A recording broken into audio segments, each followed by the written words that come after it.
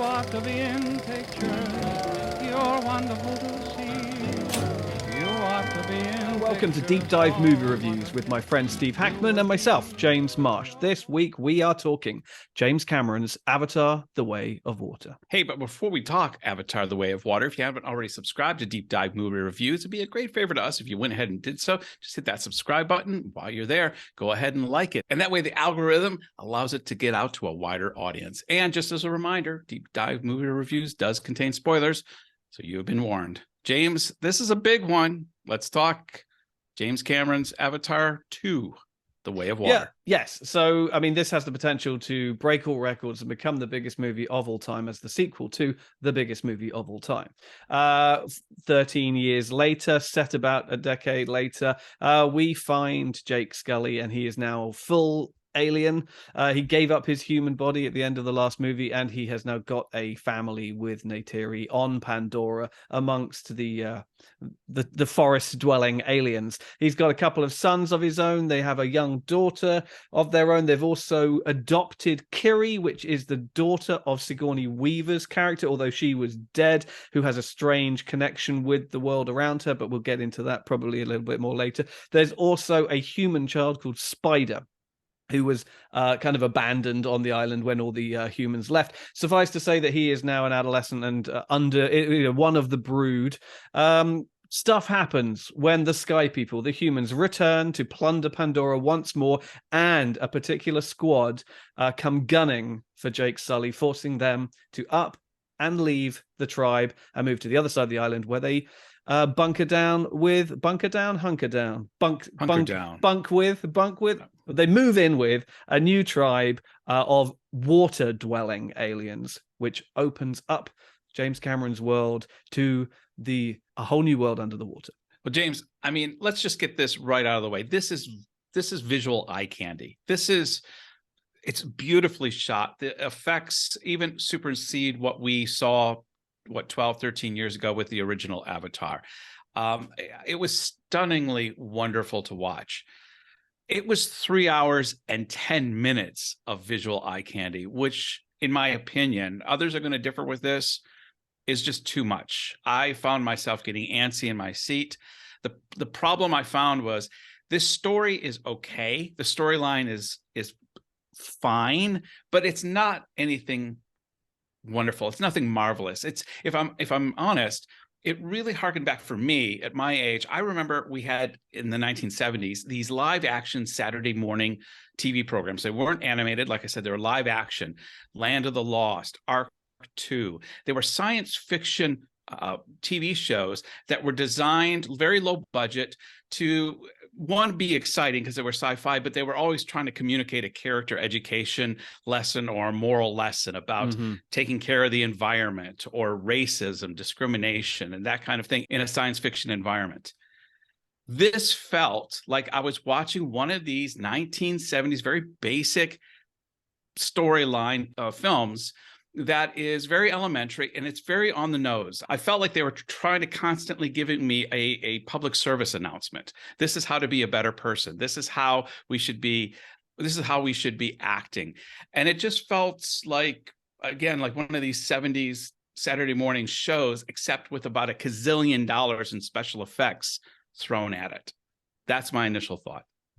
Yeah, I mean, it falls into many of the traps that the first film fell into, where, you know, it looks amazing, but the plot is very simple. I mean, arguably, that's why the first movie was so successful. The plot was so simple, so easy and so accessible is the word I'm looking for, that no matter where you were from or what your cultural background or what have you, you could relate to these characters, particularly to Jake and this situation that he was in. And the good guys were very clear cut, the bad guys were very clear cut, and it was simply a story about protecting the environment and looking after natural resources and not industrializing or militarizing those situations. Very, very straightforward. Here, again, they have, as you say, I just want to echo your sentiments. They've upped the ante on the visual effects to a degree that I was astounded by. Yes, You know, agreed. I knew that obviously James Cameron had been working on this for a long time, and that he had been tinkering away. You know, he'd put the production on hold for many years when he realized that he wanted to shoot mocap underwater, and they didn't have the technology in order to do that. But even I was taken aback by the huge stride forward that it makes, even from the last film, which was in and of itself this huge leap forward. The plot this time is more complicated. I won't say it's more complex, but it's more complicated. There are more characters, there are more things going on, but it is no less simplistic. And I think because it is a busier story, as I said, a more complicated story, whilst at the same time the machinations of the characters are still incredibly simple, straightforward. You've got characters who essentially represent one thing, one perspective, one thought, and we're just following a lot of them simultaneously. You don't get much from the journey. The first film I thought worked because although it was simple, you're following one character's journey. It's Jake Sully as he at first comes to terms with a role that was not intended for him, was intended for his brother. You know, the whole situation is alien to him, and then he comes to an understanding about the people, and then becomes their kind of savior and leads them in a revolt. Here, the story is far more kind of convoluted. You know, it's about him being kind of part of the alien tribe, but at the same time always going to be held at arm's length because he's half human, and you know, the children that he's had are now adolescents and are now looking to make their own mark on the community, but they are also being ostracized for being half breeds. When they have to up sticks and move to another part of the planet, all of those things come to a head where they are, you know, seen as outsiders on a number of levels. Plus they have to navigate this whole new sub underwater world, which obviously gives James Cameron lots of opportunity to showboat, essentially. But it's just, in terms of storytelling, it's just too many little kind of insignificant things happening to characters that are so flimsily drawn that I don't care what happens to them. I totally agree with you about the one-dimensional characters, and it's one of the huge problems in this story. Having said that, the water visuals, and you said James Cameron showboating. If there's one thing James Cameron knows how to do, it's sink a really big boat and have lovers trying to get out, have enemies fighting, having all kinds of, as air pockets are slowly closing in, as things are sinking. All I kept thinking in the last third is that I'm watching Titanic. This is Titanic recreated. And I don't have a complaint with that. I thought that was one of the most exciting parts of the film. I didn't hate this movie by any stretch. In fact, I want to just circle back to the visuals for a second. I thought some of the visuals with the water training and the tactileness, the evolution from the first movie, it goes from feeling like it's just a beautiful, colorful, matte, drawing, to something that's really touchable, tactile, that it's there. When they're training with those the sea creatures that they ride, and they come up out of the water, it was like a water skier. When they come up out of the water, it was done so well that like yourself, it's hard, even though I'm critical of a lot of the storyline, it's hard not to be immersed in this world that he's created. Yeah, I think immersed is the literal word for it. There is great depth to this aesthetic, in both ways. I mean, although it is merely, it's often damning with faint praise when you're the one thing you praise a film for is, oh, it looked great. It often means, but everything sucked. Yes. This looked great. But that was such an achievement in and of itself that it's almost worthy of a recommendation purely on those merits alone. I think it really, like you say, there are moments where you are underwater watching these kind of giant whale-like creatures somersault through the depths of the ocean as our protagonists, however flimsy they may be, are attempting to navigate and communicate, control and understand all of them as the sun comes dappled through the surface of the water. And I'm like, this is incredible. I've never seen anything like this outside of kind of the Blue Planet or something, and that was real, and this I know is not real, but I struggle to see where the lines are, where the joins are between real photography and CGI creations, and that is all down to the mastery of Cameron's technical prowess. And you're just like, bravo, sir, bravo. I kept waiting for David Attenborough or Morgan Freeman's voiceover work. I felt the same way. Like I'm watching, one of these documentaries that just examines Earth, because this world is, like I said, it's just such beautiful eye candy. Again, though, why does the dialogue have to be so stilted? Why does it have to be, coming back to, again, comparing it to the stories from the 1970s? This is lifted right out of my Saturday morning TV science fiction, live action, moral lessons. And what's interesting is I went with my family. And while I was bored in sections when we weren't in the visual eye candy land, when they were just talking, because the dialogue in this film is wholly unremarkable. But turning over to my son was engrossed in this. And just like when I was 11 years old, watching those live action Saturday morning shows, I was engrossed in this. The problem with this film is that, if I go to see a Pixar film that's geared for kids, there's enough humor in it, and there's enough in-jokes, and there's enough self-awareness that the adult taking the child is just as has just as wonderful experience as the child does.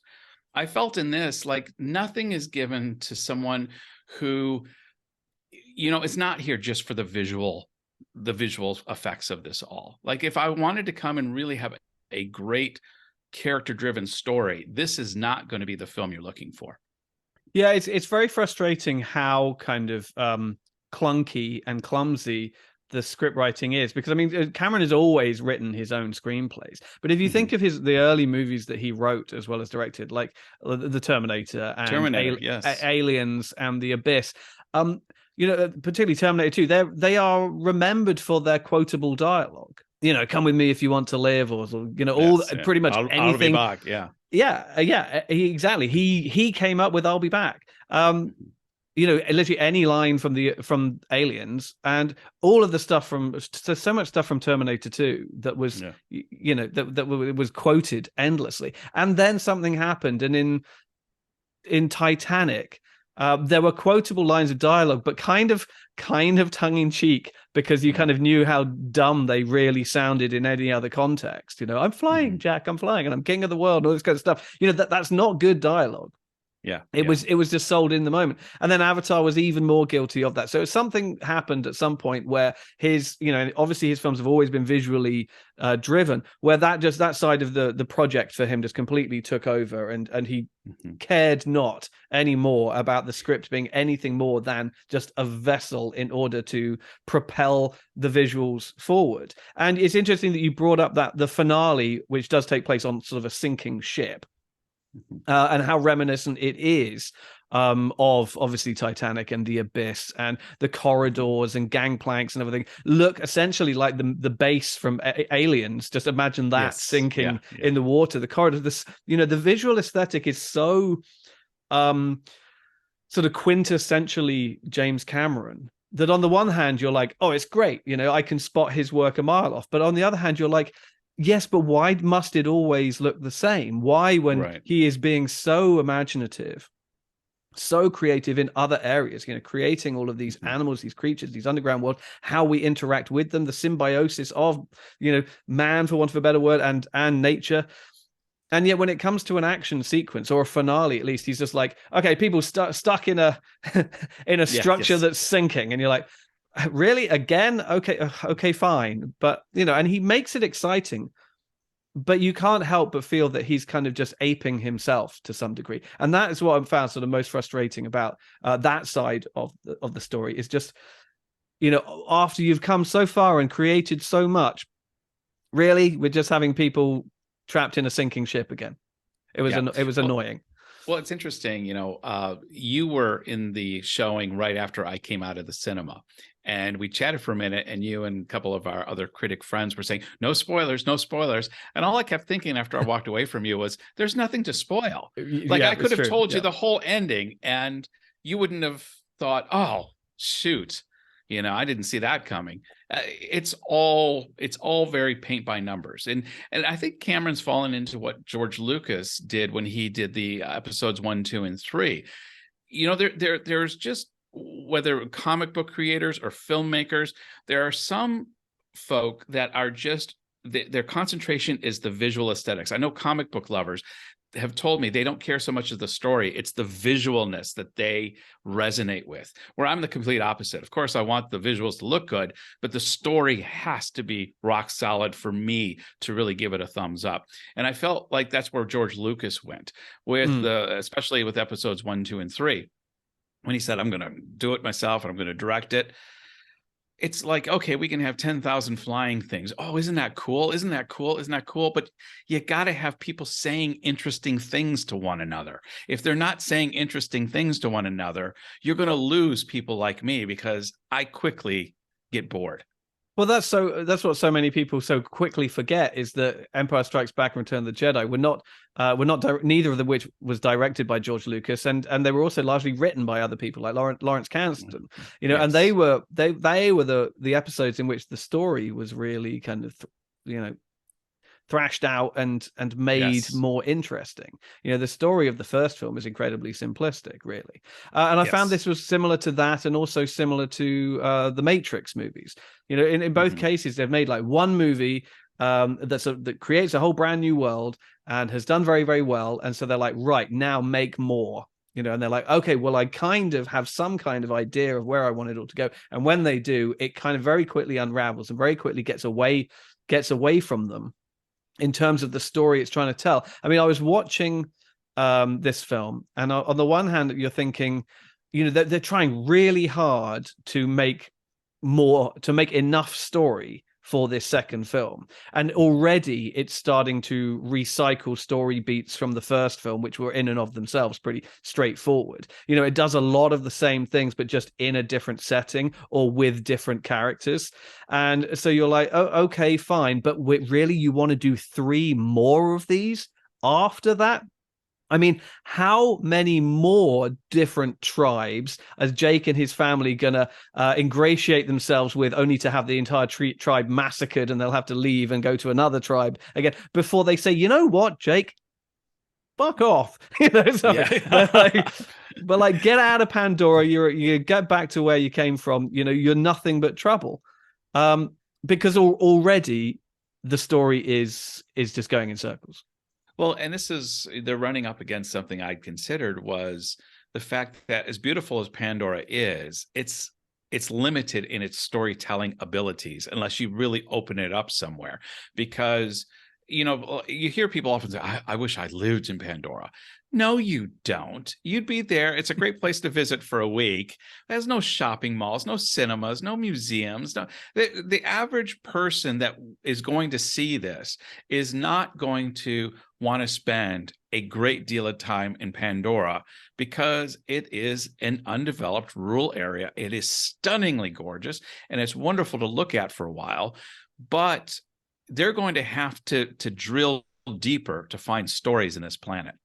Well, yeah. I mean, people who say, oh, I want to live on Pandora, it's like, that's the bad guys. That's what the bad guys want to do in this movie. Yeah. They're the ones that are the landing. They are, building infrastructure. They're putting like cities and trains and structures there, and ruining the planet as a result, and being demonized and run out of town because of it. You do not want to ally yourself with those people. Well, the interesting thing is, go on, Joe. It seems like mankind hasn't really developed, even though they're in the future and they got interstellar travel.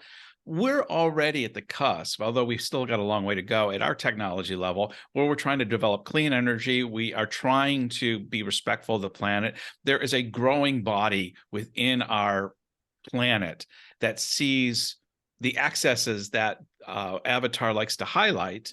And what's interesting is, in reality, if humans were really coming down with this level of technology in a few hundred years, yes, they'd be building, but they would be building like the elves. They would be eco-friendly habitats. They would be transportation structures that were respectful of the environment, intertwining the environment. Obviously, that doesn't make for a great story about the horrors of capitalism and marketing coming in on Eden and forcing the pure culture out.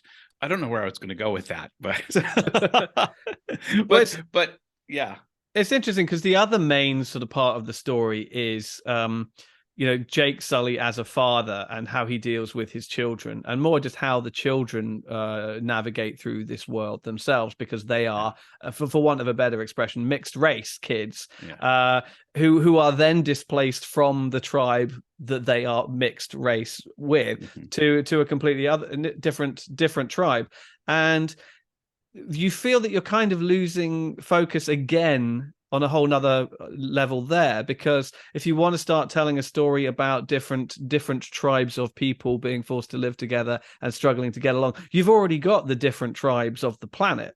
You don't need this weird human hybrid family, stirred into the mix, who then aren't dealing specifically with those problems, but are just dealing with very generic coming of age problems. It's the two sons, and one's the capable one, and the other one's disgruntled and is going to try and get his kicks elsewhere, and then guess what happens? It's all about just finding validation from your father. You're like, sure, but this isn't a story that I need these characters to tell me. Yeah. And it's just another way of dumbing down the narrative to very basic brass tack kind of dramatic beats, and you're like, I didn't come here for this.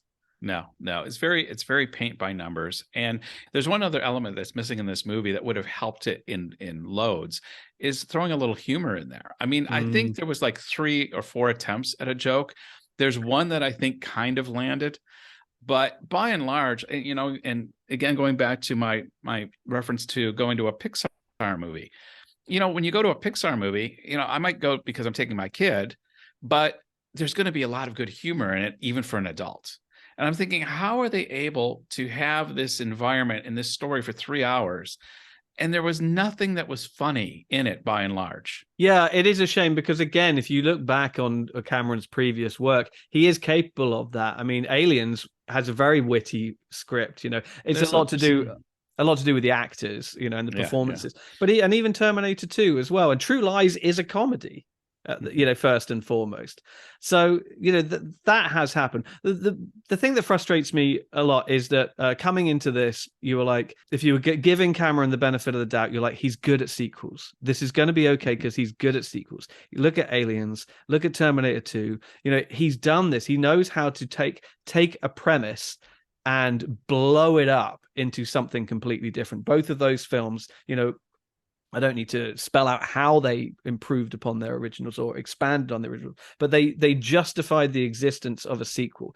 Here, on the one hand, he tries to make the story bigger in the way Aliens did by just having more characters, but again, just kind of going through the motions of the same things again. And so it didn't really deliver on that front. Or you go with the Terminator 2 premise, where it's like, well, I'm going to do the same thing, but flip the characters. So the bad guy becomes the good guy, the good guy becomes the bad guy. And then we'll do the same thing again. And there's an element of that here where you get sort of the reincarnation of Quaritch, Stephen Lang's character, and his sort of squad of what would you call them, grunts, Avatar clones, like they're special, they're like a black ops Marines group. They're sort of space Marines, but they have all been cloned and their psyches have been put into the alien bodies so that they can hopefully integrate in. And you're like, okay, so essentially you're turning Avatar character or the alien characters into bad guys. But then the film doesn't really go anywhere with that, and they very quickly become kind of sort of sidelined characters by, or rather in favor of, the family exploring the water world, and that tribe, and the infighting that goes on there, and the family discontent between the father and sons there, and only at the end, Quaritch turns up again, and the fact that he is in alien form that in this movie is kind of very quickly becomes irrelevant. The fact that he is in alien form takes away from some of the menace of it. Like if he was really human, it creates that human versus alien, dynamic, but it's kind of blurred now. I've got basically alien versus alien with some human psyche in, and my guess is where they're going to go with this in the third one. Obviously, we find out that Stephen Lang's character is Spider's father. Yeah. And obviously there's a measure there where Spider saves the life of the clone dad at the end. I think there's going to be some measure of redemption story with the Stephen Lang character going into the third, possibly fourth movie.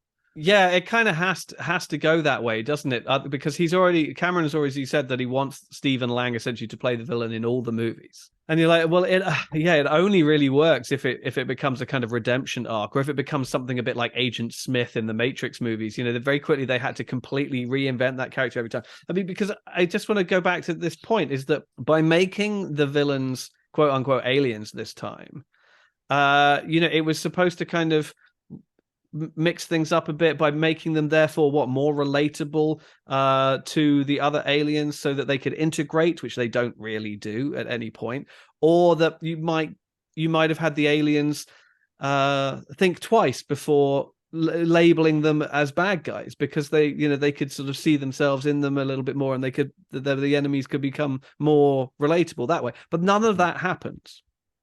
It's merely just a purely cosmetic change from the how the character looked in the first movie, and the result is absolutely meaningless. After one scene in which he's like, "Oh, hey, I'm an alien. Okay, fine." And I'm a clone of you, and it's 10 years later, it's like, okay, fine, but then very quickly it just doesn't mean anything.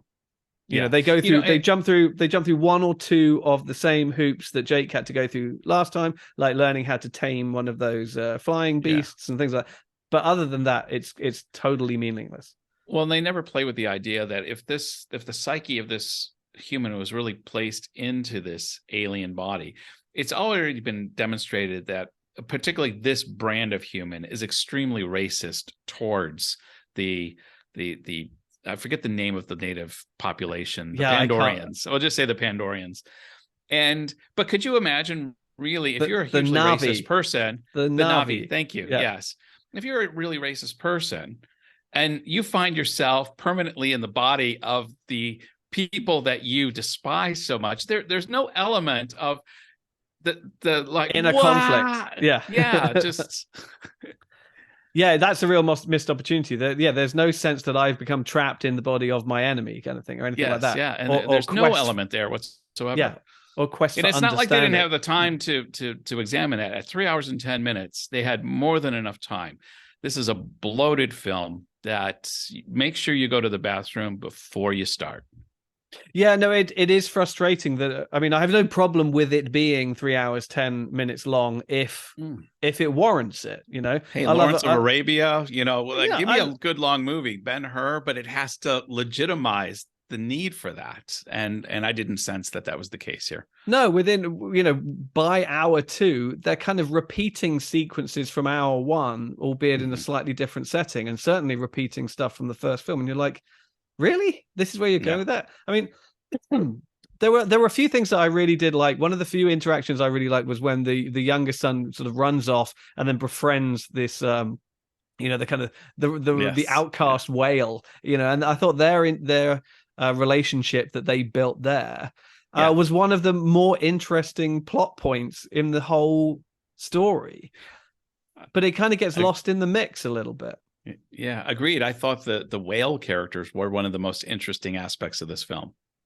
Right. And what does that tell you when you've got about 30 human performers on screen who are just largely, I mean, I do feel for them, particularly sort of incoming people like Kate Winslet is in this movie. Yes, yeah. And if you didn't know she was in it, I don't think you would find her in it. And her character is pretty thankless. I understand that perhaps she does more in the next film. I know they shot 2 and 3 simultaneously, sort of, so maybe she's got a lot more in that. But it's a pretty thankless form of performance, really, for a lot of these characters. I mean, yes, for a few of them it's very physical, but for others, there's not a lot to do, they kind of get lost. They kind of get lost in the mix, really. Yeah, at least in the first movie, Sam Worthington was human for some of the time, and there was again, you get this sense of his. There was a whole dynamic of him transferring between the two worlds, and that's lost in this film. For me, it lessened the film. That dynamic was removed.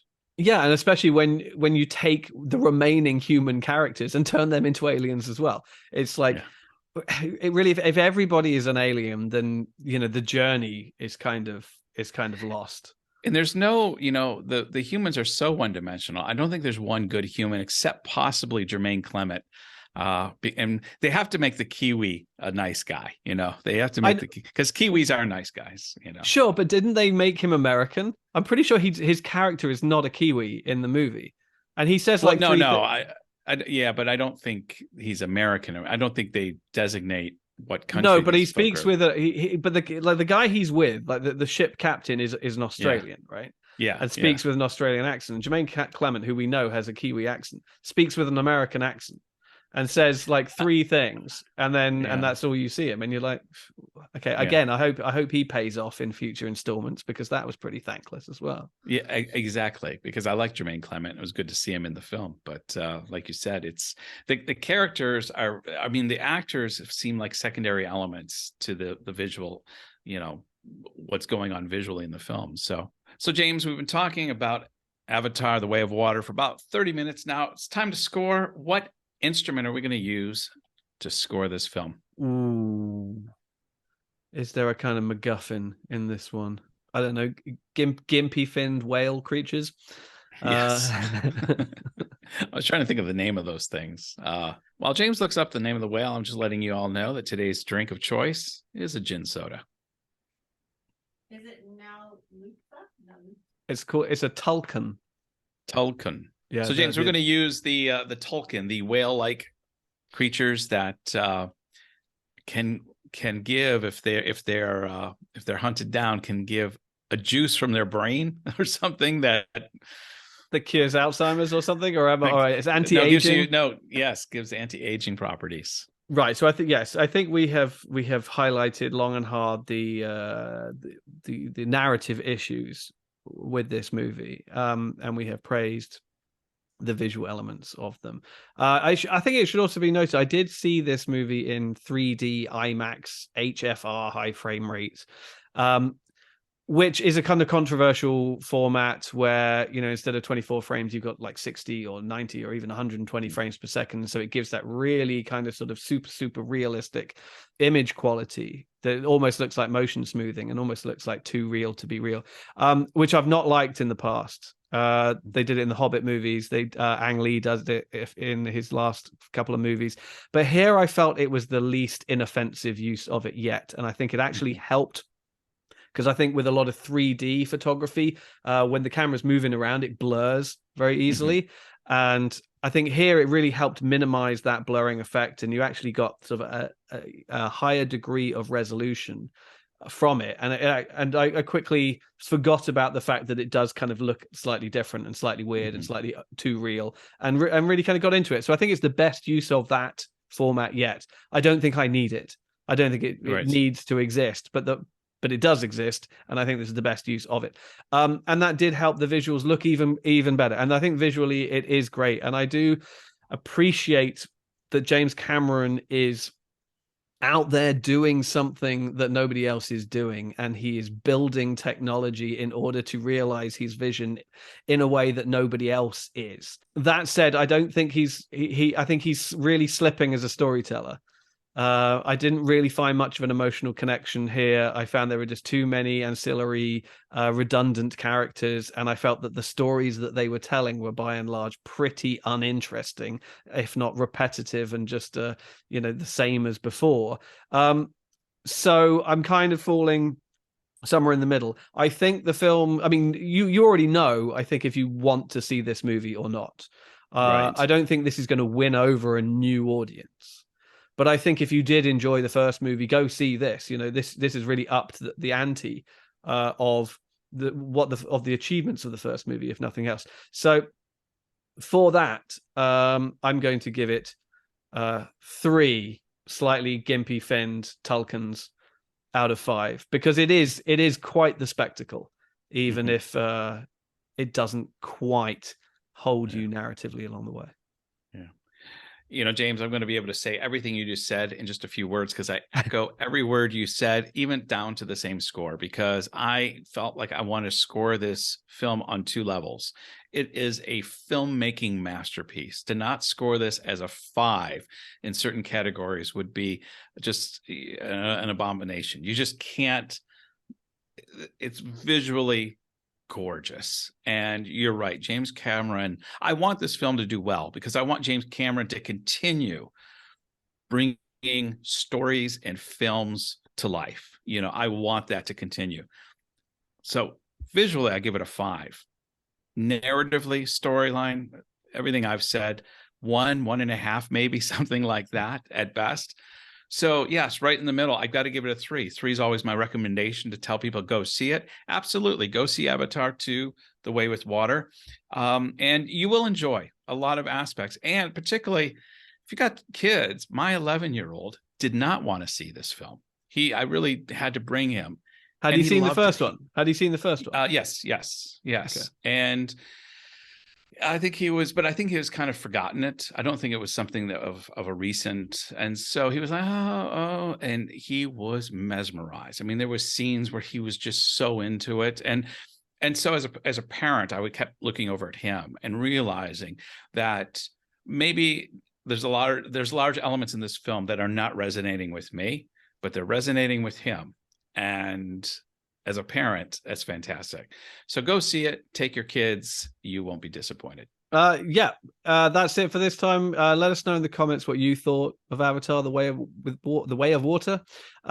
Did you see it in 3D, IMAX, HFR? Let us know your thoughts on any of those formats. And are you with us on James Cameron losing his grip on narrative storytelling, or were you swept away by it all? Remember, James and I are on social media as well, so you can find links to our Twitter and Instagram in the links below. And let me know what you think of my Christmas decorations. It is that time of season again. So Merry Christmas and Happy Holidays. That's it. Merry Christmas, everybody. See you soon. You're wonderful to see.